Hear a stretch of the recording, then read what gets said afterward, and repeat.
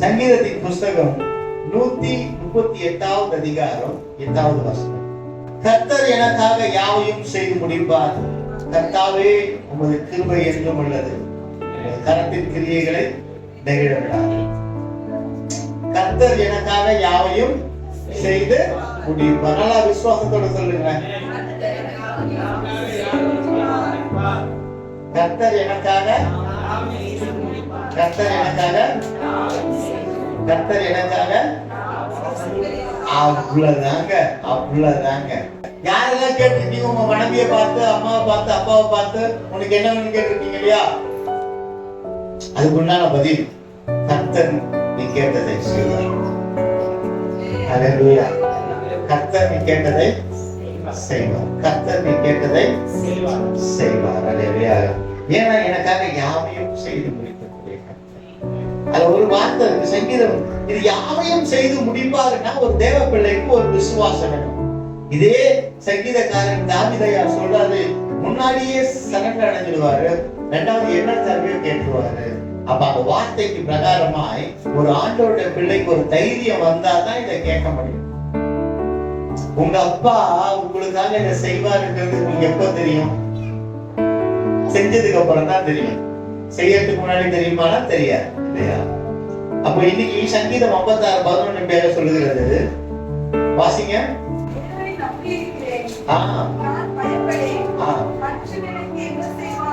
தேவனை நம்பி இருக்கிறேன், நான் பயப்படேன், மனுஷன் எனக்கு என்ன செய்வான்? அப்ப தேவனை நம்பி இருக்கிறவனுக்கு தான் அந்த சங்கீதம் 138:7 கிரியை செய்யும். சொல்லுங்க. 56:11 படி யாரு இருக்கிறாங்களோ அவங்களுக்கு சங்கீதம் 138:7 கிரியை செய்யும். அப்ப 56:11 என்ன சொல்லுது?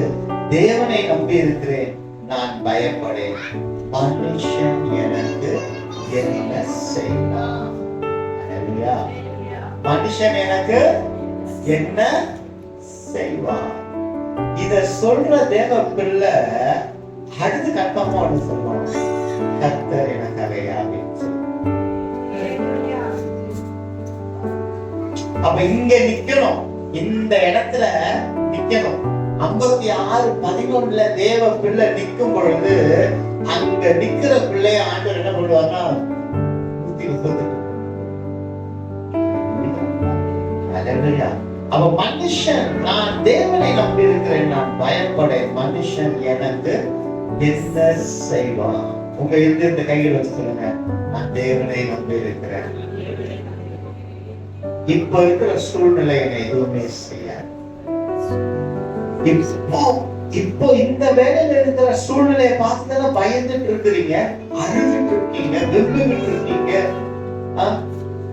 வாழ்க்கை தொலைஞ்சு போச்சுன்னா நல்லா இருக்கும், செத்து போனா நல்லா இருக்கும். இப்ப இருக்கிற சூழ்நிலையை பார்த்து அழுவுறீங்க, புலம்புறீங்க, மரணத்தை கூட ஏற்றுக்கொள்ளலாம். இந்த சூழ்நிலையில வாழ முடியாது நினைக்கிறீங்கல்ல?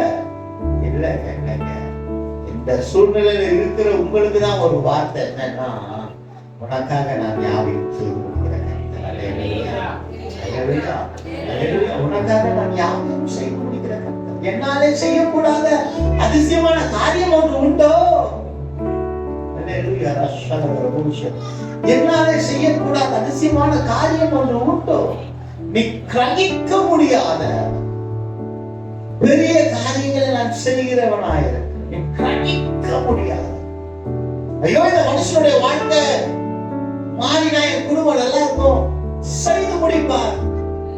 அல்லேலூயா. என் குடும்பத்தினுடைய காரியங்கள் இப்படியாக மாறினா நல்லா இருக்கும், செய்து முடிப்பார்.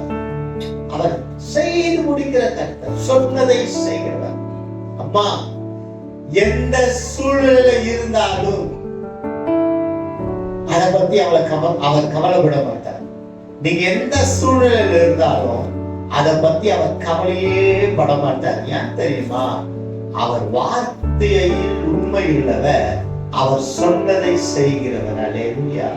நம்ம தாங்க சூழ்நிலையை பார்த்து ஐயோ இது நடக்குமா நடக்காதா எப்படி வச்சுக்கோ. நீங்க ஒருத்தர்கிட்ட உதவி கேட்கிறீங்க, அவர்கிட்ட உதவி கேட்டுட்டு அவர் சொல்றாரு, நாளைக்கு வாங்க நான் தரேன். அவர் தரக்கூடியவர் தான். நீங்க கேட்ட உதவிய 1000 பேருக்கு தரக்கூடிய ஒரு மனுஷன் வச்சு சந்தோஷமா போவீங்களா வருத்தமா போவீங்களா சொல்லுங்க? சந்தோஷமா போவீங்க. ஏன்னா நாளைக்கு அவர் சொல்லிட்டாரு, செஞ்சிருவாரு. ஆனா காலைல வரீங்க, அவங்க வீட்டுல ஏதோ ஒரு அசம்பாவிதம் நடந்துச்சு. அப்ப அந்த சூழ்நிலையை பாக்குறீங்க. இப்ப நீங்க என்ன நினைப்பீங்க? இப்ப போய் கேட்கலாமா? மனசாட்சி வேண்டாம். இப்போதைக்கு முகத்தோட இருக்கிறோம். அவருக்கு போய் நம்ம எப்படி இதை கேட்க முடியும்? வேண்டாம் அப்படின்னு சொல்லிட்டு நீங்க சூழ்நிலையை பார்த்து வந்துடுவீங்க இல்லையா? ஆனா ஆண்டவர் சொல்றாரு, உன் சூழ்நிலை எதுவானாலும் நீ கலங்கி நிற்காதே, என் வார்த்தை உனக்கானதை செய்து முடிக்கும். நான் சூழ்நிலையை பார்க்கிற தேவன் அல்ல, சூழ்நிலையை பார்த்து செய்கிற தேவன் அல்ல, வார்த்தையை கொடுத்து அதை செய்கிற தேவன் என்கிறதை ஆண்டவர் பிரத்யட்சமா இன்னைக்கு சொல்றாரு. மனுஷன் தான் சூழ்நிலையை பார்த்து அதுக்கு ஏற்ற மாதிரி நடந்துப்பான். ஆண்டவர் வார்த்தையை கொடுக்கிறாரா, அந்த வார்த்தை பிரகாரமாவே செய்து முடிக்கிறவர்களா இருக்க. யோசுவாவின் புஸ்தகம் 6வது அதிகாரம் 1-2 வாசிங்க.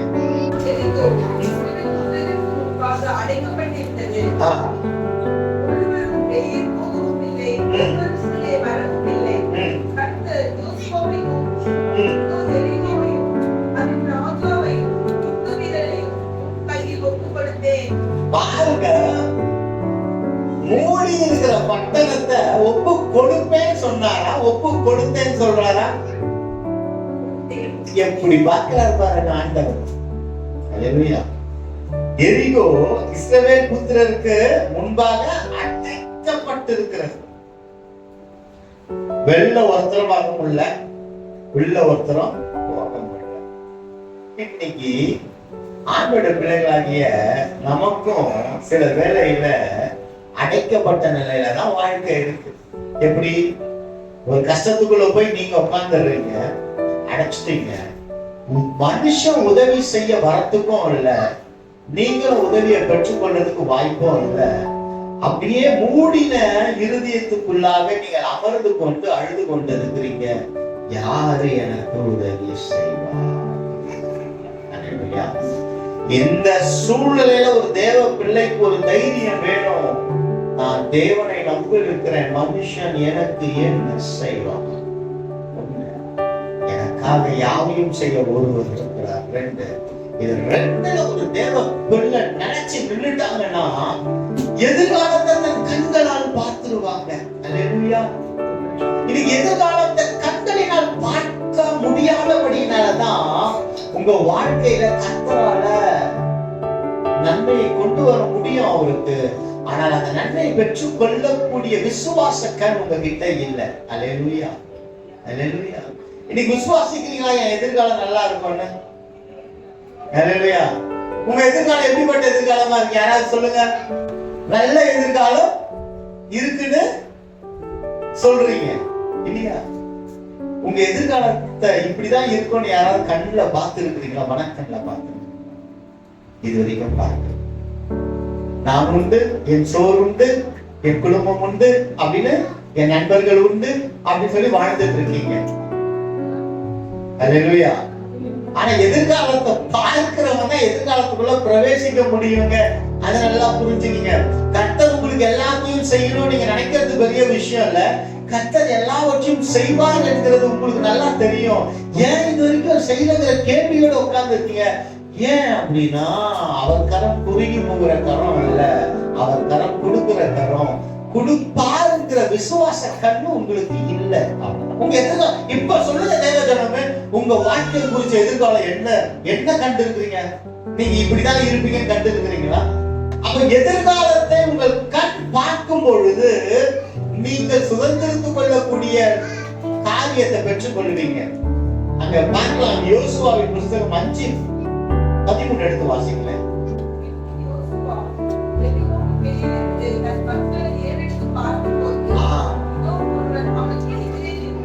ஒரு நிமிஷம் இருங்க, அது திரும்ப அழகா ஒரு வாட்டி வாசிங்க.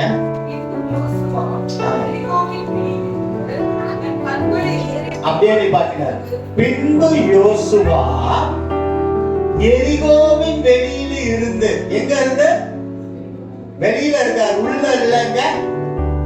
உள்ள இருந்தாருன்னா கூட எரிகோக்குள்ள என்னென்ன இருக்குன்னு அவர் கண்ணுக்கு தெரியும் இல்லையா? இப்ப எப்படின்னா, பீச்சுக்கு வெளியில நின்னுகிட்டு பீச்சுக்குள்ள என்ன இருக்குன்னு உங்களுக்கு தெரியுமா? ஆனா குத்து மதிப்பா சொல்ல என்ன சொல்லலாம்? சுறா இருக்கும், எறா இருக்கும், மீன் இருக்கும், நண்டு இருக்கும், நண்டு எல்லாம் இருக்கும்னு சொல்லலாம். ஆனா அது எங்கெங்க இருக்கும்னு உங்களுக்கு தெரியுமா? தெரியாது. ஆனா ஒரு மீனவருக்கு தெரியும் அது எங்க இருக்கும். நம்ம கடலுக்கு வெளியே இருந்து இதெல்லாம் இருக்குன்னு சொல்லி பார்த்து கொண்டு இருக்கிறோம் அசம்ஷன்ல.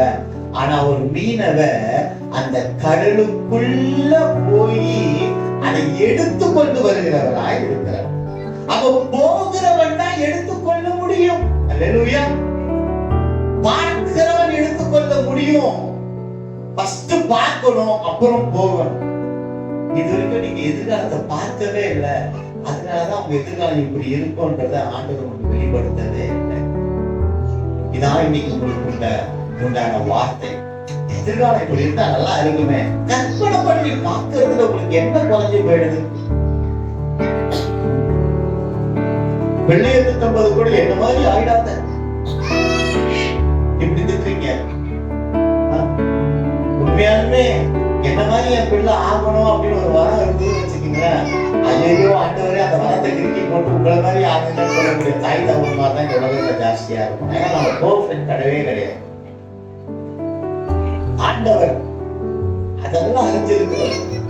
அந்த பிள்ளைகளை என்ன மாதிரி ஆயிடாதுன்னு சொல்றதுக்கு பதிலா நீ இன்னவாக மாறுன்னு சொல்றதுக்கு ஏன் வாய் வர மாட்டேங்குது? திட்டம்போது கூட கேவலமா தான் திட்டுறீங்க, திட்டம்போது கூட திரும்பியா திட்டுங்க பிள்ளைங்க. அல்லேலூயா. அப்ப பாருங்க, நாம் கடலுக்கு வெளியே நின்று கண்களை ஏறெடுத்து பார்க்கிறோம், அது எவ்வளவு பெருசுன்னு தான் தெரியுது. ஆனா அந்த கடலுக்குள்ள போற மீனவருக்கு தான் அது எல்லாத்தையும் பெற்றுக்கொள்ளக்கூடிய வலிமையும் தைரியமும் உண்டாது. அப்ப இங்க யோசுவா பார்க்கிறோம், வெளியே இருந்து தன் கண்களை ஏறெடுத்து பார்க்கும் பொழுது, அப்படியே கண்டினியூ பண்ணுங்க.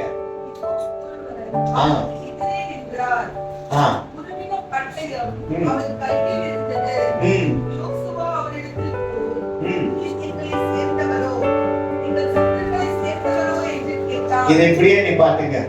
அநேக வேளையில நம்மளுடைய வேத புஸ்தகம் திறந்து கிடக்குதா, மூடி கிடக்குதா? பரவாயில்ல, உண்மையை வார்த்தையை சொன்னவர்களுக்கு நான் நன்றி தெரியும். மூடிதான் கிடக்குது. திறக்கிறவனுக்கு தான் அதனுடைய வெளிச்சம் தெரியும். அதிலே வரக்கூடிய வார்த்தை எனக்கா உனக்கா மற்றவனுக்கான புரிய வரும். யோசுவா கேட்கிறார், அவன் கண்களை ஏறெடுத்து பார்த்தபடினாலதான் ஒரு தூதவன் வந்து நிற்கிறார் பட்டயத்தோட. இவர் பயந்து போயிட்டு, இது நீங்க எங்காலா அவங்காலான்னு கேட்கிறார். அல்லேலூயா. நாம கேட்கிற மாதிரிதான். ஆதியாகமம் 2:2 எடுங்க அப்படின்னா புதிய ஏற்பாட்டை தேடுவோம். அந்த மாதிரி யோசுவா கேட்கிறார், எங்காலா வார்த்தை வருது.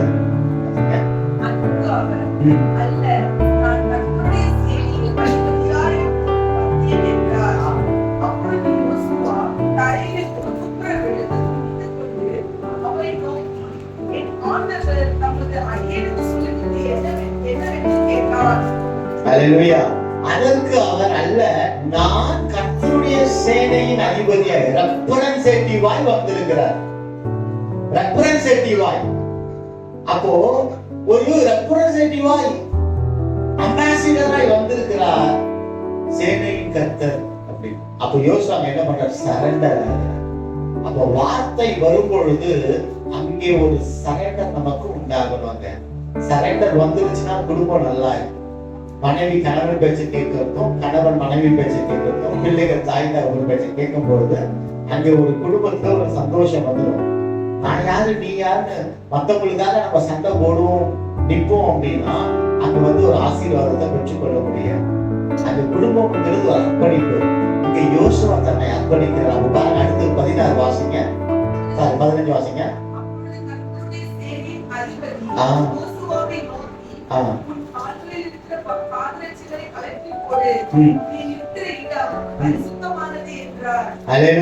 பாருங்க, அப்படியே செய்தான் என்று வேத வசனம் சொல்லுகிறது. இங்க பாருங்க, மோசேவும் சில வேளையில நாம எங்க நிக்கணுங்கிறது தெரியாம நிற்போம். மோசேவும் அதே போலதான் நிக்கிற இடம் தெரியாம நின்னாரு. அங்க பரிசுத்த பூமி உன் பாதரட்சை கலட்டி போடுன்னு சொல்றாரு. அதே போல யோசுவாவும் ஆண்டவர் சொல்றாரு, இது பரிசுத்த பூமி உன் பாதரட்சை கலட்டி. பாதரட்சை ஏன் கலட்டணும் அப்படின்னா, அது வந்து பாதரட்சை வந்து நீங்க புதுசா வாங்கினாலும் அதை தலையில தூக்கி வச்சுட்டு பீரோக்குள்ள எடுத்துட்டு போயிட்டு பீரோல வைப்பீங்களா, வெளில வைப்பீங்களா? அத 10,000 ரூபாய்க்கு செருப்பு போடுறீங்க, 3,000 ரூபாய்க்கு செருப்பு போடுறீங்க, பார்த்து பார்த்து வாங்கறதுதான். உங்க பட்டு புடவை பக்கத்துல வைக்க வேண்டியதுதானே. சில பேர் சொல்லுவாங்க, அப்பா எனக்கு 12,000 ஆஃபர் போட்டிருக்காங்க, எவ்வளவு வாங்கினேன்? 11,500. 500 ரூபாய் கம்மியாயிரும். பாரு, காலில் போட்டு மதிக்கிறதுக்கு இவ்வளவு வேலை. அல்லேலூயா. ஞானம் வேணும், எதுக்கு செலவு பண்ணணும்? அல்லேலூயா. அங்க பாதரட்சை கலட்டு அப்படிங்கிற. அப்ப இன்னைக்கு பாதரட்சை நம்ம கலட்டணும். வேண்டாத கோபங்கள், வேண்டாத பொறாமைகள், வேண்டாத எரிச்சல்கள், வேண்டாத பாவங்கள், இதெல்லாம் கலட்டி போட்டு போனாதான் தேவ சமூகத்துல தேவ சத்தத்தை கேட்க முடியும். இன்னைக்கு ஆவிக்குரிய ரீதியில இதை நம்ம பார்ப்போம். இந்த பாதரட்சியை பார்ப்போம் அப்படின்னா, நமக்குள்ள வேண்டாத பெருமைகள் இருக்குன்னா கர்த்தர் அடுத்த நொடி பயன்படுத்தவே மாட்டார். வேண்டாத எரிச்சல்கள் இருக்கும் அப்படின்னா அவ்வளவுதான், அடுத்த நிலைக்கு போக முடியாது. வேண்டாத பழக்க வழக்கங்கள் இருக்கும், வேண்டாத நண்பர்கள் இருப்பாங்க அப்படின்னா அவர் சத்தத்தை கேட்கவே முடியாது. வேண்டாத காரியங்களை உதறி தள்ளி விட்டுட்டு தேவ சமூகத்துல வந்து நிற்கிறவன் அவன் பார்க்கிற தரிசனத்துக்குள்ளாக கர்த்தர் அவனை நடத்தி செல்கிறவனாக இருக்கிறார். மிரட்டல் நடந்தவங்க எகிப்தில் இருக்கும்போது இஸ்ரவேல் ஜனங்களுக்கு என்ன ஆகும் தெரியாது. ஆண்டவர் கூப்பிட்டார், அவ்வளவுதான். மோசே அப்படியே அர்ப்பணிச்சிட்டாரு. மோசே அர்ப்பணிப்பை யோசுவா பார்த்தபடினால யோசுவா அப்படியே அர்ப்பணித்து விட்டார். உங்களுடைய அர்ப்பணிப்பை உங்கள் சந்ததி பார்க்கும் பொழுது உங்கள் சந்ததியும் தேவ சமூகத்துக்கு முன்பாக அர்ப்பணிக்கப்படும். நீங்க எதை பார்க்கிறீங்களோ அதுதான் உங்க சந்ததி பார்க்கும். நீங்க பணத்தை பார்ப்பீங்கன்னா உங்க சந்ததி பணத்தை தான் பார்க்கும். உங்க பெருமையை பார்ப்பீங்கன்னா உங்க சந்ததி பெருமையை தான் பார்க்கும். நீங்க ஜாலியா இருப்பீங்கன்னா உங்க சந்ததி ஜாலியா தான் இருக்கும். எது வேணும் உங்களுக்கு? உங்க சந்ததி தேவ சமூகத்திலே ஆசீர்வாதமாய் இருக்க வேண்டும் என்றால் நீங்கள் உங்கள் சந்ததிக்கு முன்பாக தேவனுடைய வார்த்தைக்கு கீழ்ப்படிக்கணும். கர்த்தர் நல்லவராகவே இருக்கிறார். அல்லேலூயா. அவன் அப்படியே கீழ்ப்படுகிறான் என்று வேதம் சொல்லுகிறது. அப்போ என்ன அர்த்தம்னா, அவன் எரிகோவை பார்ப்பதற்கு தன் கண்களை ஏறெடுத்தான். உங்களுடைய எதிர்காலத்தை பார்ப்பதற்கு நீங்கள் கண்களை ஏறெடுக்கும் பொழுது, வேதத்தின் மீது உங்கள் கண்களை ஏறெடுக்கும் பொழுது அங்கே வார்த்தை வருங்க. பட்டயத்தின் வார்த்தை வரும். எதை வெட்டணுமோ அதை வெட்டப்படும், எதை கொடுக்கணுமோ அது கொடுக்கப்படும். அல்லேலூயா. கர்த்தர் நல்லவராக இருந்தார். அந்த பிடிச்ச ஒரு விஷயம் 5:14 பார்க்கலாம். முகம் குப்புற விழுந்து பணிந்து கொண்டான் என்று வேதம் சொல்லுது. என்னன்னா, நான் ஒண்ணுமே இல்லைப்பா. He is a leader after the Moses. But அந்த லீடர்ங்கிறத காமிக்காதபடிக்கு நான் ஒன்றும் இல்லைன்னு அர்ப்பணி. நீங்க சில வீடுகள்ல மனைவிமார்கள் சொல்லுவாங்க, நான் தான் தெரியுமா. சில வீடுகள்ல கணவன்மார்கள் சொல்லுவாங்க, நான் தான் தெரியுமா. ஆண்டவர் சொல்லுவாரு, நான் யாருன்னு தெரியுமா அப்படின்னு சொல்லிட்டு முடிஞ்சா தேடி மட்டும் போயிடுவார். முடிஞ்சா அப்ப நம்ம சண்டே கிளாஸ் ஸ்கூல் பிள்ளைங்க மாதிரி இயேசு இருக்கேன்னு அலைய வேண்டியதுதான். அங்க ஈகோ குடும்பத்துக்குள்ள இருந்ததுன்னா, ஈகோ குடும்பத்துக்குள்ள இருந்ததுன்னா போயிடுவார். ஆண்டவர் அதுக்கப்புறம் உண்டியில நீங்க கொண்டு வந்து உங்க வீடியோ எல்லாத்தையும் எழுதி வச்சாலும் அவரு போனதுக்கு அப்புறம் நீங்க கொடுக்கறது அவர் எதுக்கு?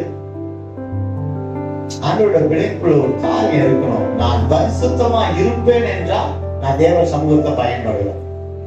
உங்ககிட்ட 5 காசு இல்லைனாலும் பரவாயில்ல, ஆனால் உங்கள் பரிசுத்தம் உங்களை தேவ சமூகத்தை பயன்படுத்தும், பயன்பட வைக்கும். கோடி ரூபாய் வச்சுக்கிட்டு நீங்க தேவ சமூகத்தை பயன்படணும்னு நீங்க நினைப்பீங்கன்னா உங்ககிட்ட இருந்து 1 ரூபாய் கூட ஆண்டவர் வாங்க மாட்டார். அதனாலதான் அங்க சொல்றாரு, இந்த விதவை இந்த வயசானவங்க போட்ட அந்த ஒரு காணிக்க விலையேற பெற்ற. அவர் உள்ளத்தை பார்க்கிறது, கையை பார்க்கிறது. நாம தான் அவர் கையை பார்ப்போம், அவர் நம்ம உள்ளத்தை பார்க்கிறார். அப்ப இன்னைக்கு உள்ளம் எப்படிப்பட்டதா இருக்கு? எதிர்காலம் என்னதென்று தெரியாதபடிக்கு உள்ள இருக்காது. மனவேதனையை அவனுக்கு கொடுக்காதோ? தான் படைத்த படைப்புல பெஸ்ட் படைப்பு மனுஷன். அந்த மனுஷன் தன்னுடைய எதிர்காலம் தெரியாம உட்காந்துட்டு அவனுக்கு மனக்கவலை கொடுக்காதோ? அவரை கலங்கடிக்க வேண்டாம். அவர் கலங்கினார் என்றால் நாம் கலக்கப்படுவோம், கலங்கடிக்கப்படும். அவர் கலங்க வச்சிடாதீங்க, கண்ணீர் சிந்த வச்சிடாதீங்க. உங்க வீட்டுல தேவையில்லாத சந்தோஷங்களை வச்சு கண்ணீர் சிந்த வச்சிடாதீங்க. உங்கள் கரங்கள் தேவையில்லாத காரியங்களை தூக்கும் பொழுது அவர் கண்ணீர் சிந்துகிறவராக இருக்கிறார். வேண்டாம், வேண்டாத உறவுகள், வேண்டாத நட்புகள், வேண்டாத காரியங்கள், வேண்டாத தேவ ஜனமே, யாருக்கான வார்த்தை தெரியாது. 15 அர்ப்பணிக்கிறான். அர்ப்பணிக்கப்படுகிறவனுக்கு என்ன செய்ய வேண்டும் என்பதை தேவன் சொல்லி தருகிறவராய் இருக்கிறார். அல்லேலூயா. தன்னை அர்ப்பணிக்கப்படுகிறவனுக்கு தேவன் என்ன செய்ய வேண்டும் என்று சொல்லி தருகிறவராய் இருக்கிறார். இதை லிட்டரலா இதை என்ஜாய் பண்ணி இந்த பிரசங்கத்தை ஆண்டவர் கொடுக்க இதை என்ஜாய் பண்ணினேன். ஏன்னா யார் ஒருத்தன் கீழ்படுகிறானோ அவனுக்கு உண்டான ஆசீர்வாதம் பயங்கரமா இருப்பாங்க. அவன் பேட்டல யுத்தத்தை ஜெயிக்கிறவனா இருப்பான். அவன் உலகத்தை கலக்குகிறவனா இருப்பான். அவர் நாமத்தை உயர்த்துகிறவனா இருப்பான். அவன் நம்ம 3 காரியம் செய்யணும். என்னன்னா, அவர் கொடுக்கிறத என்ஜாய் பண்ணணும், யுத்தத்தை ஜெயிக்கிறவங்களா இருக்கணும், அவர் நாமத்தை மகிமைப்படுத்துகிறவங்களா இருக்கணும். நம்மள இன்னைக்கு அதுக்கு தான் தெரிஞ்சு கொண்டிருக்க. இன்னைக்கு பாதரட்ச கலட்டி விட்டுட்டு வா, உன் பெருமைய, உன் குல பெருமைய, உன் இனப்பெருமைய, உன் பணப்பெருமைய, பாவத்தை எல்லாத்தையும் விட்டுட்டு வா, நட்டையில வா. உன் குடும்பத்தின் எதிர்காலத்தை, உன் வாழ்வின் எதிர்காலத்தை நான் உணர்த்துகிறவனாய். அல்லேலூயா, அல்லேலூயா. தேவன் பெரியவனா இருக்கிறார், தேவன் பெரியவனா இருக்கிறார். மீகா 2:13 அர்ப்பணிக்கிறவனுக்கு அவர் வார்த்தை கேட்கும். அதனால யாரு நான் நினைச்சு கொள்றானோ அவனுக்கு அவருடைய வார்த்தை கேட்கும்.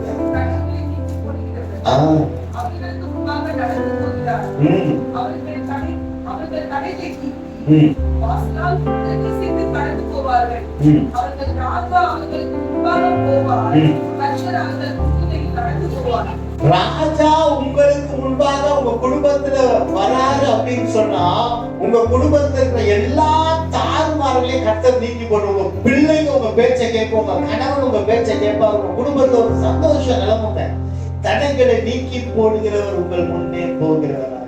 அல்லேலூயா, அல்லேலூயா. அப்ப நீங்க எப்படிப்பட்ட தடைகள் உங்க கண்களுக்கு முன்பாக இருக்கிறதோ அதை குறித்து நீங்க கவலை அடைய வேண்டிய அவசியமே இல்லை. ஆண்டவர் பெரிய அற்புதத்தை செய்கிறார். தடைகள் நீக்கி போடுகிறவர் உங்கள் முன்னே.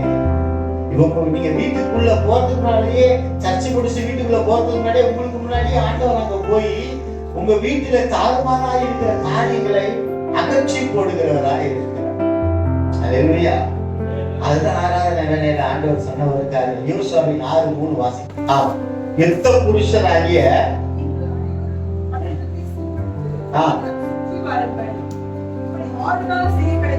போதுங்க. ஆராதனையில என்ன சொன்னாரு? உங்க வீட்டை சுற்றி வர சொன்னார். உங்கள் வீட்டை இப்போ சில பேருக்கிட்ட நான் வண்டி சாவியை கொடுத்துட்டு இந்த சென்னை பட்டணம் சுத்திக்குவானா சந்தோஷமா சுத்திட்டு வருவாங்க. எனக்கு தெரியும், பயங்கரமா ஹாப்பியா இருப்பான். அதே அந்த வண்டி சாவி வாங்கிட்டு பைபிள கொடுத்து ஒரு 10 நிமிஷம் ஜெபம் பண்ணுன்னு சொன்னா அப்படிப்பா. எங்க இருக்குது பிளஸிங்? எப்படி வரும் பிளஸிங்? எப்படி வரும் பிளஸிங்?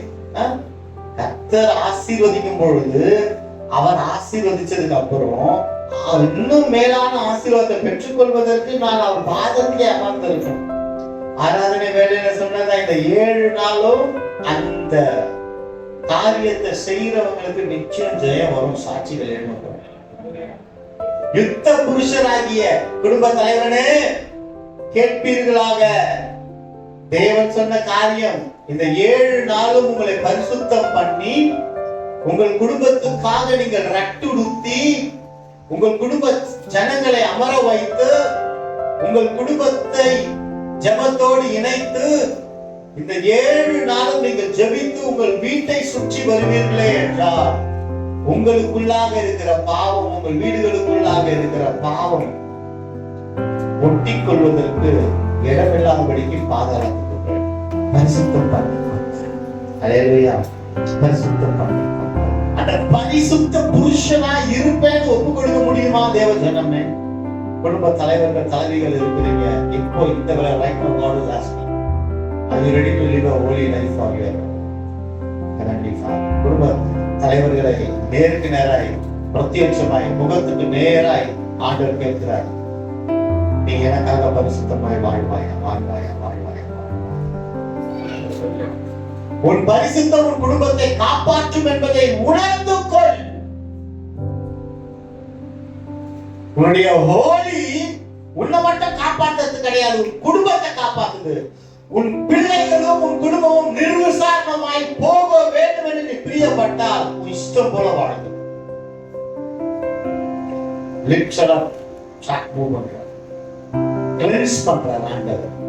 அவர் தன் பிள்ளைகளை எப்படி பார்க்கணும். நீ எரிகோவை பார்த்தா மட்டும் போதாது, எரிகோக்குள்ள போயிட்டு அந்த எரிகோல நீ வாசம் பண்ணுகிற வாசம் பண்ணு. அந்த பட்டணம் உன்னுடையதாய் மாற தீட்டொன்றை எதுவும் எடுத்துக்கொள்ளாத. இல்ல கீழே போனீங்கன்னா எல்லாம் வரும். அதுக்குள்ள போகல, உள்ள போல நேரம் நிறைய ஆயிடுச்சு. முடிக்கிறேன் ஒரு வார்த்தையோட நடந்து போனேன். குடும்ப தலைவர்கள் உங்களை பரிசுத்தம் பண்ணி கொள்ளுங்க. நீங்கள் உங்கள் குடும்பத்தின் மேன்மையை பார்க்க ஆரம்பிக்கும். You receive the blessing from the heavenly Father. Hallelujah. Hallelujah. கர்த்தர் நல்லவராகவே. அப்ப எப்படி கனவு திறக்கும் அப்படின்னா அங்க ஜனங்களுக்கு சொல்லப்படுகிறது, 6 நாள் யுத்த புருஷர்கள் நீங்கள் பரிசுத்தம் பண்ணி கொண்டு மதுரை சுத்தி கொண்டு வாங்கவா. சிம்பிளா முடிச்சிட்டார். ரத்தம் சிந்தப்படல, கத்தல, ஒன்றும் இல்ல. எக்கால துணியோடு சந்தோஷமா அவங்க போறாங்க. அல்லேலூயா. அத பார்க்கலாம். 6:20 வாசிங்க.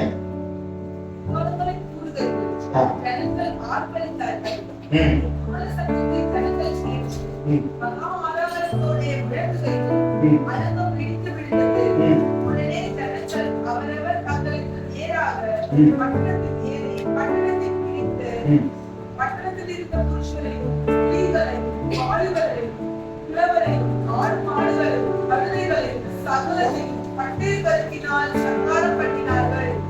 போதுங்க. அங்க பாருங்க, பட்டணத்தை ஒப்பு கொடுத்து எதெல்லாம் வேணுமோ அதை எடுத்துக்கோ. அல்லேலூயா. அல்லேலூயா. ஆல்வேக்கு தனக்கு ஒரு பட்டணம் வேணும்னும் போது, என் வயசெல்லாம் ஒன்னும் ஆயில்லப்பா, நான் பெலனோட இருக்கேன். ஐயோ இதுக்கு மேல நான் வயசாயிடுச்சு, இதுக்கு மேல நான் வருமானம் பண்ணி என்ன பண்ண போறேன்? ஒண்ணுமே இல்லை, வருமானத்துக்கு வழியே இல்லையே. அல்லேவே நீ தேவனோடு சஞ்சரிப்பாயானால் உன் குன்றி போன பெலன் உன்னிடத்தை மீண்டும் வரும். நீ பட்டணத்தை சுதந்திரத்துக் கொள்வாய். இப்போ வாசிங்க பார்க்கலாம். சங்கீதம் 138:7. கர்த்தர் அல்லேலூயா. யோசுவாவுக்கு எரிகோவை பார்க்கதான் செஞ்சான், எரிகோக்குள்ள போக வச்ச. அதே யோசுவாவுக்கு யோசுவாவின் புத்தகம் 10:12 வேணாம். ஒரு நாள் முழுவதும் சூரியனை மறைந்து போகாதபடிக்கு சூரியனை நிறுத்த வைத்த தேவனதாக நீங்கள் நானும் ஆராதிக்கிறோம். அவரிடத்துல போக போக போக அவரிடத்துல போக போக போக நாம் கேட்பவைகளை அவர் தருகிறவராக இருக்கிறார்.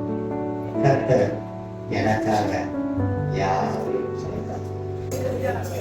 கர்த்தர் எனக்காக யாரையும் செய்து முடிப்பார். சூழ்நிலை எதுவானாலும் அவன் வார்த்தை மாறாது. அவன் வார்த்தை சொன்னதை செய்யும் வரை அவர் உறவு மாட்டார், நம்மை கைவிட மாட்டார். அவர் வார்த்தையில் உண்மையுள்ளவர். வார்த்தை யாருக்கு வரும் என்றால் தன்னை அவருக்காக அர்ப்பணிக்கிறவனுக்கு வார்த்தை வரும். ஒரு அர்ப்பணிப்பு யோசுவா செய்தது போல இந்த நாளிலே யோசனை அர்ப்பணிக்க முடியுமா? இந்த பந்தியை கலந்து கொண்டதற்கு முன்பாக ஒரே அர்ப்பணிக்கிறேன்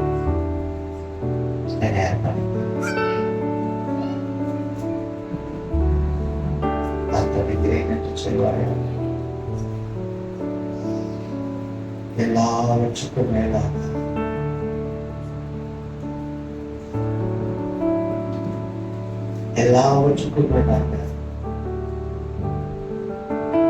அவர் பெரியவர் என்று உணர்ந்தும் உணராதவனை போல வாழ்ந்து கொண்டிருக்கிற பிள்ளைகள் உன் எதிர்காலத்தை கண்ணோக்கி பார். நான் உனக்கு எதிர்காலத்தை உண்டு பண்ணி வைத்திருக்கிறேன் என்று அது மூட்டப்பட்டிருக்கிறது. என்னை நோக்கி வரும் பொழுது ரியல் பியூட்டி என்ன தெரியுமாங்க? யோவான் 5:14-15-13 பார்க்கிறான். எரிகோ பட்டணம் அவன் கண்களுக்கு தெரியுது. அது பூட்டி இருக்கா திறந்திருக்கான்னு தெரியல. ஆனா அவன் அந்த எரிகோ பட்டணத்துக்கு போறதுக்கு முன்பாக அது திறந்து கிடக்குதுங்க. அர்ப்பணிக்கிறவனுக்கு எல்லாம் திறக்கப்படும். வெண்கல கதவுகளை திறந்து இரும்பு தாழ்பால்களை முறித்து அந்த காலத்தில் உள்ள பொக்கிஷங்களை எடுத்து தருகிறவர் அவராக இருக்கிறார். ஏனென்றால் அவர் சமூகம் உனக்கு முன்பாக செல்லுகிறவர். கண்ணை பார்த்தா அது திறந்திருக்கா, எப்படி இருக்கு, வெளிச்சம் இருக்குமா, அந்த கதவுக்கு அப்புறம் என்ன இருக்கும் ஒன்னும் தெரியாது. ஆனா பார்த்தான், பேசக்கூடியவரை கண்டான், பெற்றுக்கொள்ளக்கூடியவர்களை பெற்றுக்கொண்டார். குடும்பத்தின் எதிர்காலத்தை பார். வழிவாசல்கள் இல்லாமல் அடைத்து கிடக்கலாம். வெளியே உள்ளே ஒருவர் வர முடியாதபடிக்கு அடைக்கப்பட்டிருக்கிறது. ஆனால் அவைகளை இடித்து போட்டு உன்னை அழைத்து கொள்ள ஒருவனோடு வருகிறார் என்பதை உணர்ந்து கொள். உன்னோடு வருகிறார் என்பதை உணர்ந்து கொள். உணர்ந்து கொள்ள கொள்ள கொள்ள பெற்றுக் கொள்வார். மீதியாயிருக்கிற வேலையை பொருட்படுத்த